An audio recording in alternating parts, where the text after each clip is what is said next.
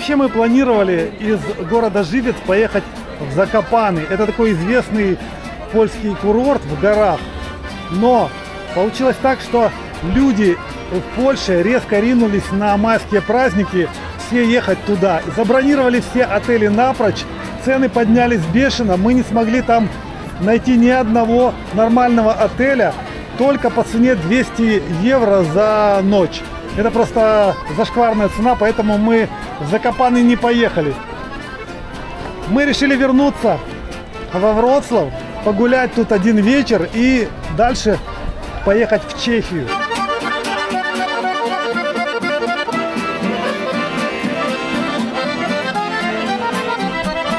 Мы с Ладой никогда не были в Праге, но сегодняшний вечер мы проведем во Вроцлаве. Хотя мы уже здесь не первый раз, нас удивляет, сколько здесь русской речи на улицах. Мы идем и с каждой стороны, вот буквально через каждый шаг, слышим разговоры людей, которые говорят по-русски. И с украинским акцентом, естественно. И понимаем, что здесь полно наших. В общем, все украинцы, которые приехали из Украины от войны сюда, они в первую очередь приехали в Польшу. И тот, кто уже не захотел, допустим, быть в Польше, тот уже уехал дальше в Германию. В основном все здесь. Вся Украина практически в Польше. И у нас такое ощущение, что мы вернулись в Украину. Вот как-то так, да?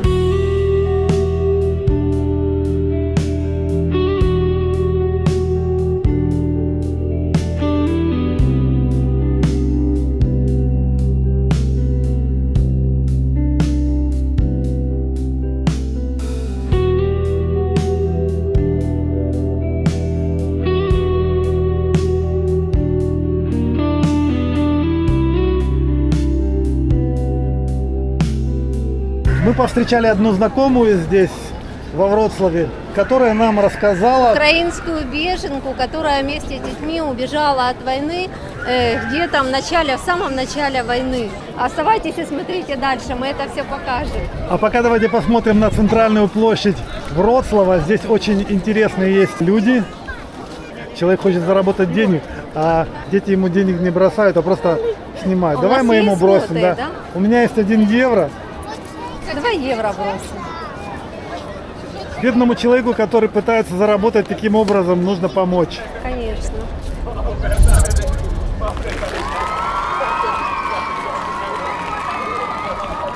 А вот это раритет, да? Шарманка, ладно. Последние деньги отдаем шарманщику.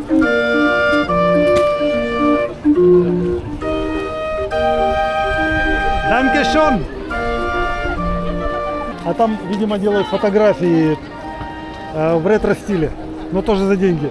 На самом деле у меня уже кончились мелкие евро, а злотых у меня вообще нету. А нічого, що ми вас теж знімаємо? Нічого. Все нормально? А це для чого? Це для влогу? Для влогу так. Ви Ми... маєте аккаунт на ютубі? Ми маємо аккаунт «Настоящий момент». Так. Нічого собі.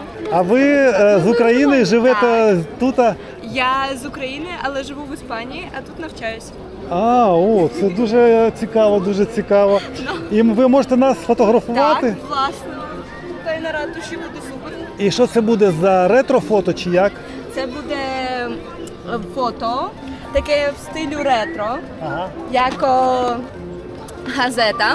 І тут є інформація о Вроцлаві, а також ваша фотка. Наша фото дуже Так. добре, так. А тут попрошу. Так, а трошечки так.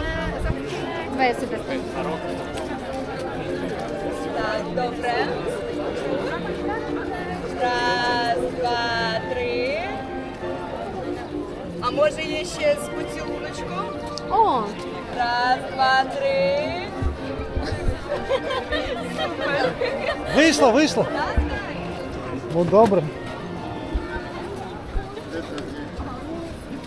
Так, це перше. Тут трошки ось так о, пішло. добре, дякую. Дякую.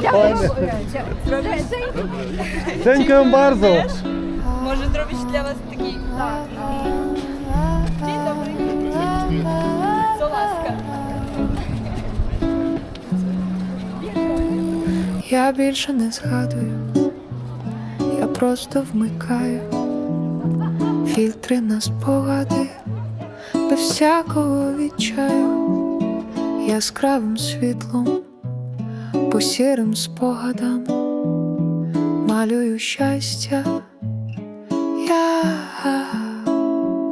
знаєш, могла би і я заплакати, туш під очима ущент розмазати, спробую грати інші акорди. Коли це було, мабуть, ніколи.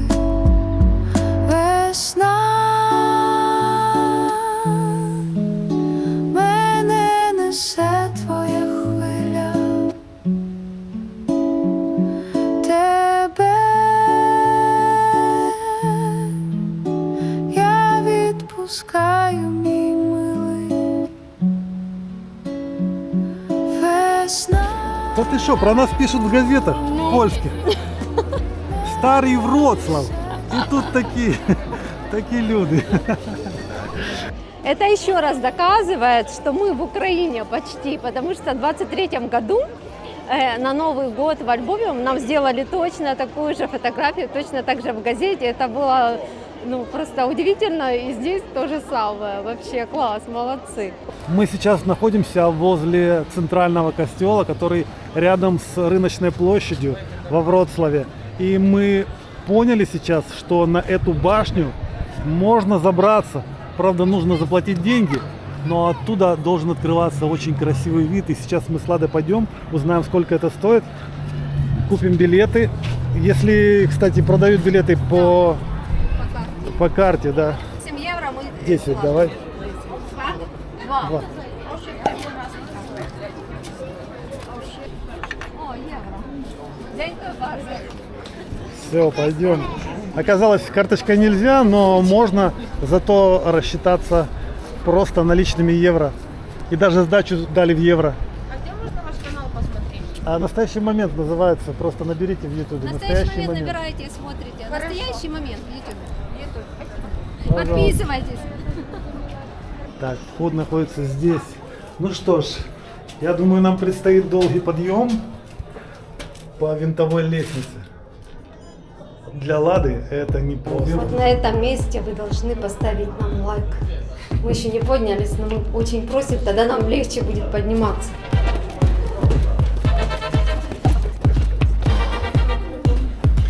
Вообще трохи. О, осталось чуть-чуть.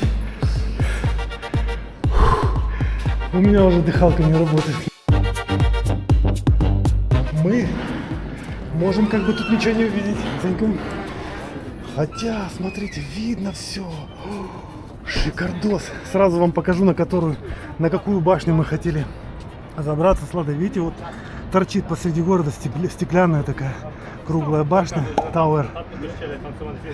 Мы хотели на нее подняться, но мы не знаем, работает ли она. Наверное, работает, но просто она далеко от нас. Можем еще на нее подняться. Может, и на нее пойдем. А сейчас позаглядываем на город. Вот старую часть города видно отсюда. Помнишь, мы в прошлом году с тобой на катере катались по Одру? А река здесь вообще обалденная. Здесь на этой реке есть очень много островков всяких. Вроцлав даже называют городом мостов, потому что здесь миллион мостов всяких разных, мостиков. Смотри, тут кто-то поставлял всякие наклейки, надписи. Здравствуй, город, мы не знакомы. Ты мог бы стать моим новым домом, моей неприступной стеной, главное не тюрьмой.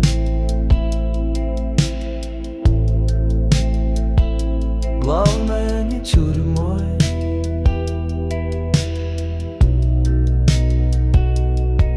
Теперь я всегда селюсь у вокзалов. Мне даже огромного города мало, ни крыши, ни потолка. Жизнь не так коротка. Мне нравится запах прокуренных станций. Я даже привык быть иностранцем без флага и без страны. жить от весны до весны. Ну, здравствуй, город. В общем, друзья, мы нашли девушку, которая согласилась нам любезно дать интервью, рассказать о своей жизни. Девушка-беженец, такая же, как и мы, наша согражданка из Украины. Вот. И она точно так же, как и мы, бежала в Польшу сразу же после начала войны. Расскажите, пожалуйста, как это вообще было, как восприняли поляки с самого начала, вот, когда началась война? Ну, сначала мы, как и все, были дома около недели.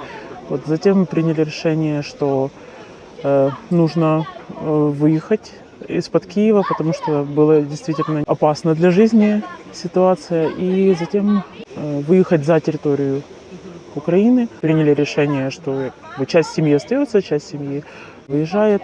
Конечно же, это были женщины только. Да, дети, женщины. И ехали просто на территорию Польши. Мы не знали, куда мы едем. Не знали, куда, ничего, Да, просто мы не в никуда, знали. да? Да. Была очень сложная ситуация, потому что это было впервые такой опыт. У нас выезжало 6 человек. 6 человек с детьми. Да, бабушка, тетя, Семья. сестра, да, семья и дети. И первая локация, куда мы просто попали переночевать, это был дом для аутистов, для людей с ограниченными возможностями.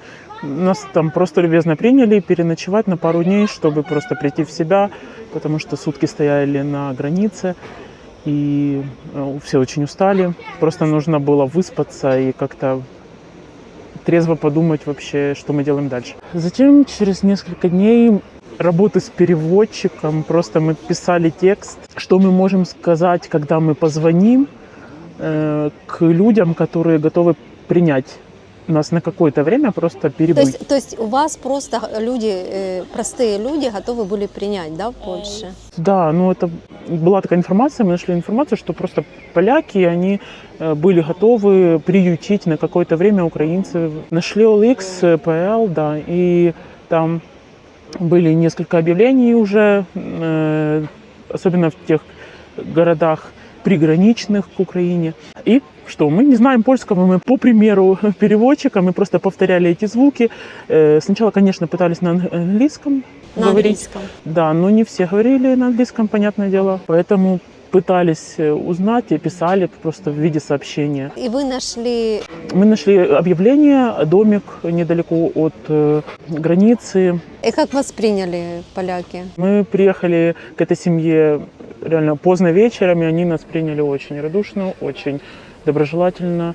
У них туристический домик в горах был, и обычно они зарабатывают деньги на аренде, но дали нам пожить буквально 2 месяца. 2 месяца вы жили бесплатно, просто у людей. них. Что вы ели? Мы были способны сами себя обеспечивать, но что-то они нам помогали, подсказывали все.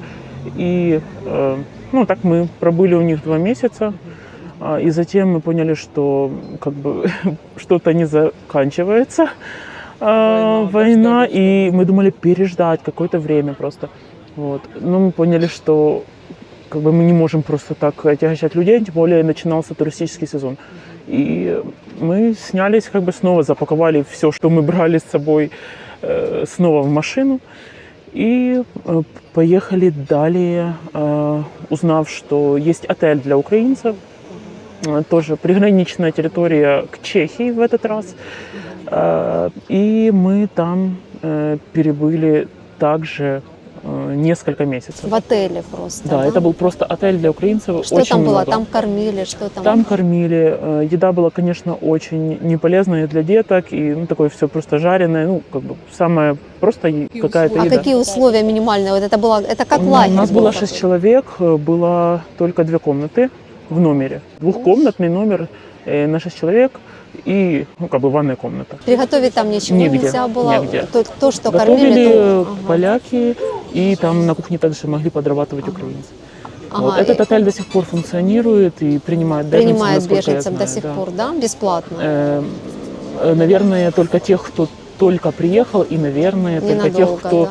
на территориях, которые действительно там Боевых действий. боевых действий, да. Ага. Ну, как бы это я уже не знаю. Ну это вы информации. сколько там, еще 2 месяца Еще 2 пережили, месяца, а да. дальше? Далее мы поняли, что очень сложно и для деток, и для нас не быть в цивилизации.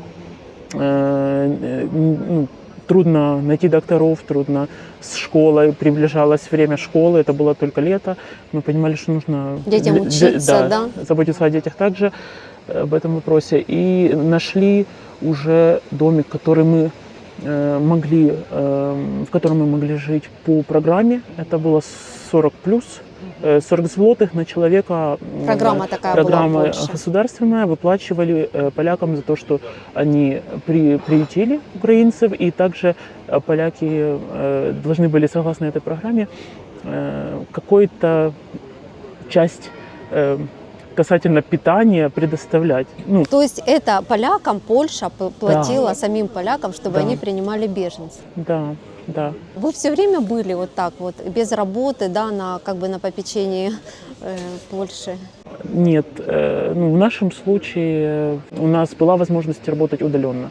Ага. То есть это То есть очень... у вас была уже работа, да? Да, это очень выручило нас, потому что, насколько я знаю, очень трудно без подтверждения диплома нострификации своего образования трудно найти в Польше работу по специальности, поэтому большинство людей, и до сих пор, которые приезжают сейчас, Сложно, они да, с работают работой? либо на заводах, либо в жабке, в продуктовых. В общем, Кто на как. каких-то таких вот самых таких Да. Кто в рабочих, да, Кто в специальностей. бьюти-сфере находят себя здесь, опять же, Как-то сложно. устраивается, но у вас была работа просто удаленно, поэтому это было немножко проще, да? Да, и это нам позволило найти место проживания поближе к большому городу, чтобы устроить деток уже в школу, в садик. Сколько вам понадобилось времени от начала, как вы приехали в Польшу, и до того, как сняли, да, я так понимаю, квартиру? Мы приехали в марте, и мы сняли квартиру уже ближе к сентябрю. И сколько вы платите за квартиру сейчас, если не секрет? А сейчас двухкомнатная квартира со всеми платежами выходит где-то 3400 злотых. 3400 злотых. Ну как вам вообще Польша, какие планы на будущее, что вообще, как вы планируете дальше, собираетесь в Украину назад или как? На данном этапе просто нам удалось хотя бы вернуться к привычному режиму жизни. Ребенок посещает школу, и мы можем жить, мы можем работать, это для нас важно, и в безопасности мы можем, по крайней мере, засыпать с ощущением, что мы завтра проснемся. Ветви деревьев стучат к нам в окно.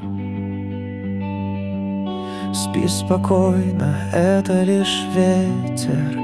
Люди стали бояться неба, оно больше не светит.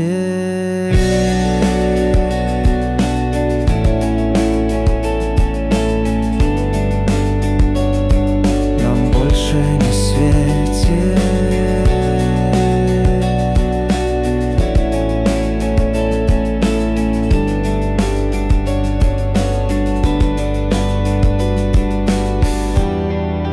Ты проснешься, вздрогнув во сне. Это сон, мы в разных мирах. Ты могла бы уснуть, прижавшись ко мне. Утро не приходит никак. В итоге пустился дождь и разгоняет людей с площади. Одна горилла там, он стоит, бедная. Слышите гром? Все-таки май.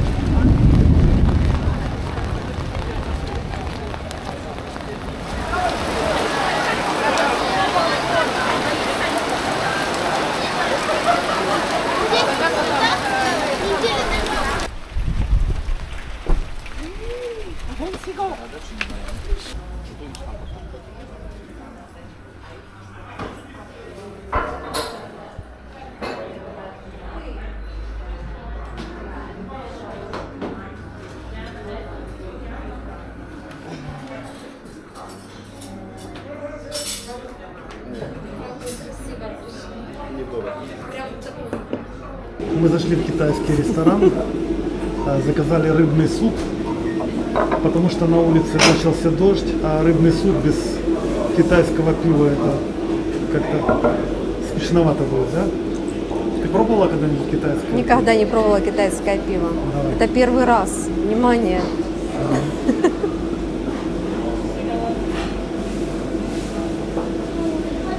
Ну, пиво как пиво. Да?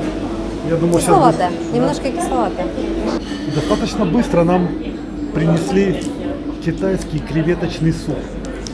Тут еще палочки, может его надо палочками есть. Суп палочками невозможно есть, разве что трубочкой Точно. сервис. Так, ну что? Ну пробуй, смотри, он может оказаться очень острым. Значит, что здесь? Ух ты! Так это точно морепродукты? Да, креветки. Это типа суп с морепродуктами, смотрите. Какой-то кальмар, креветка и лапша. Это суп с морепродуктами. Как интересно. Попробуй немножко, а то вдруг он окажется сильно перченый. Перченый? Соленый? Он сладкий, А он с сладкий, перцем. сладкий с перцем. Слушай, это каша что ли? Я не пойму. Надо самому попробовать. Интересный суп. Ну, перчик. Не, ну, может быть в этом мы просто не к нему надо привыкнуть. Сейчас я тоже попробую. Остренький такой, да.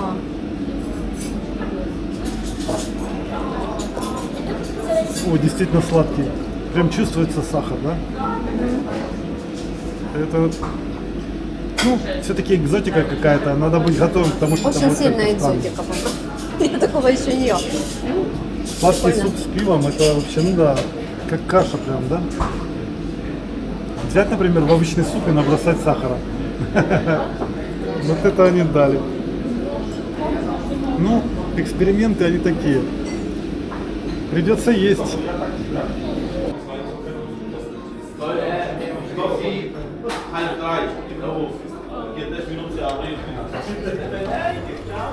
О, на улице кончился дождь. Обед в этом ресторане нам обошелся в 19 евро с Ладой вместе. А это сколько злотых? А в злотых это 81 злотый. Получается, просто суп не такой-то и дорогой, а вот пиво оказалось дорогое. И мы выпили 3 пива, точнее я 2, Лада 1. Так что не столько дорого еда стоит, сколько пива.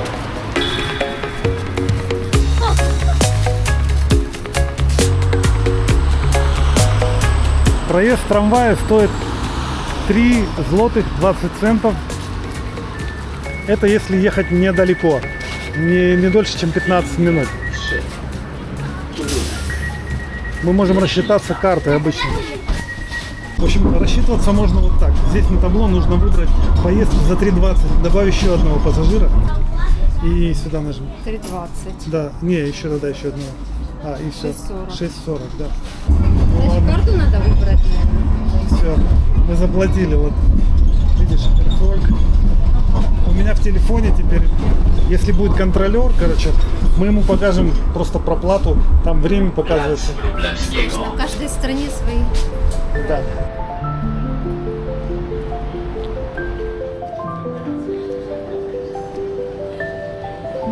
Мы приехали на вокзал. Знаете, как называется автовокзал во Вроцлаве? Дворец автобусовый.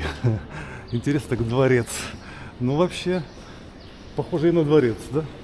Это торговый центр большой вообще-то, в Вроцлаве называется.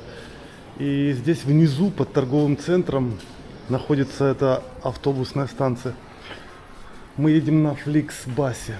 Фликсбас везет нас в Прагу.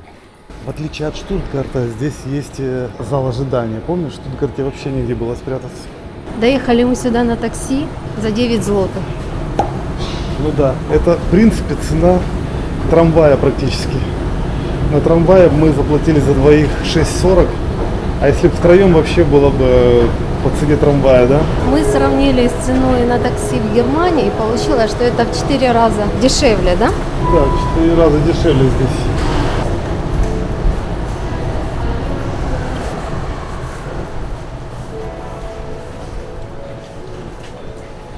Вот такой автовокзал внизу в паркинге, да? Это могут быть паркинг. Ну классно, круто. Здесь не такие сквозняки, как в Штутгарте были, да? Мы в Штутгарте стояли на улице возле аэропорта, замерзли, там спрятаться негде было. А здесь так уютно.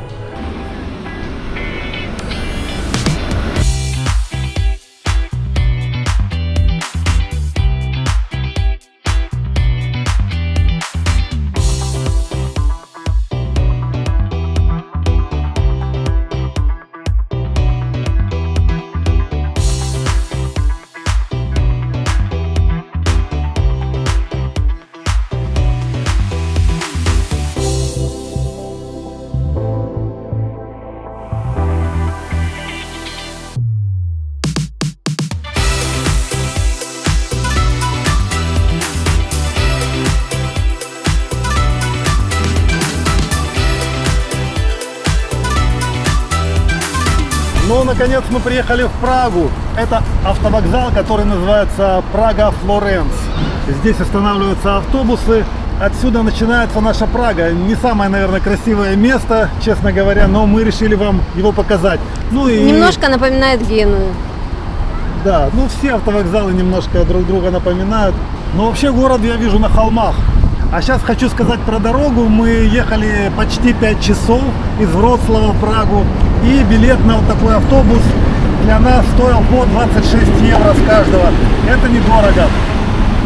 Хотя из Дрездена во Вроцлав мы ехали по 20 евро. Это, наверное, самый дешевый способ передвижения.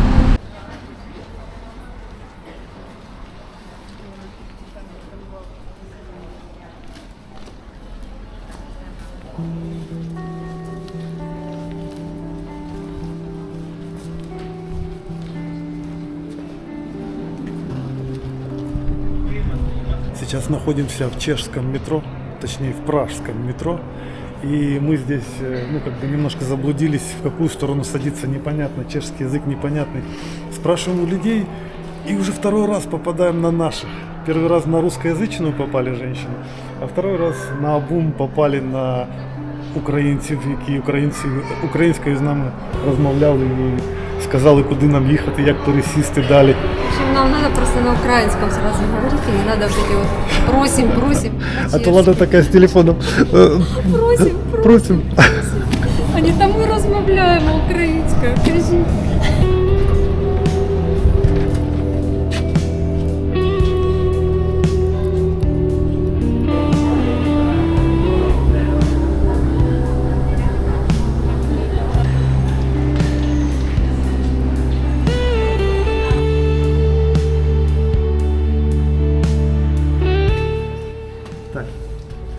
Мы набрали здесь код, который нам сообщили в письме.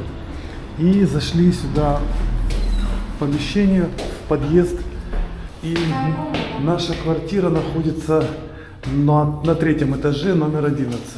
Вот здесь ключи хранятся. Нам надо сначала ключ забрать от нашей квартиры. Вот наш ящичек.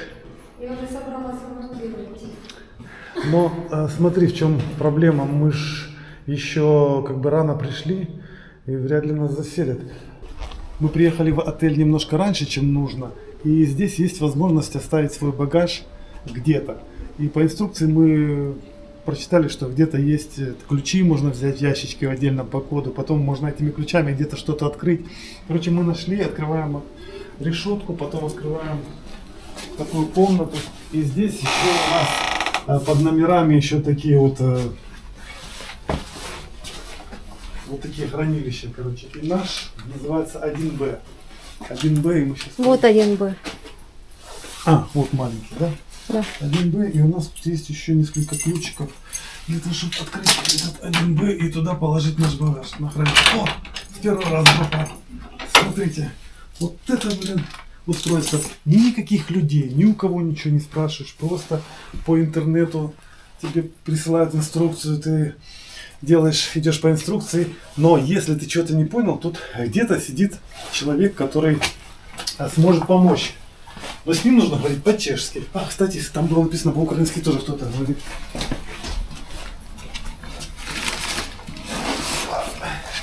Наши клонки. Сейчас положим туда и пойдем Перекусим где-нибудь. Сколько? У нас еще 2 часа. Да, еще целых 2 часа шарится. Все, мы немножко пришли в себя после дороги. Оставили вещи в багажном отделении. Замерзли чуть-чуть. Чуть-чуть замерзли, здесь прохладно, да. Смотрим теперь по сторонам, видим двор, колодец такой закрытый со всех сторон. Сюда можно проникнуть только через подъезд, а подъезд на кодовом замке, то есть чужих здесь не бывает. Я смотрю, там есть лифт прозрачный в соседнем доме. Так как у нас одна сумка, все вещи теперь ношу я. Да, теперь только Лада А носит. Виталий Я налегке. Ну, бездельник. Нет, чтоб бегает с камерой, еще и вещи я теперь ношу. так, смотрите, здесь отделение для мусорных баков. Вот. Мусор, скорее всего, фильтруется. Мы тоже будем сюда выносить. Да, мы будем в конце выносить. Не сказал самого главного. Это не просто отель, это апарт-отель. То есть это обыкновенный дом, в котором кто-то выкупил. Частная квартира.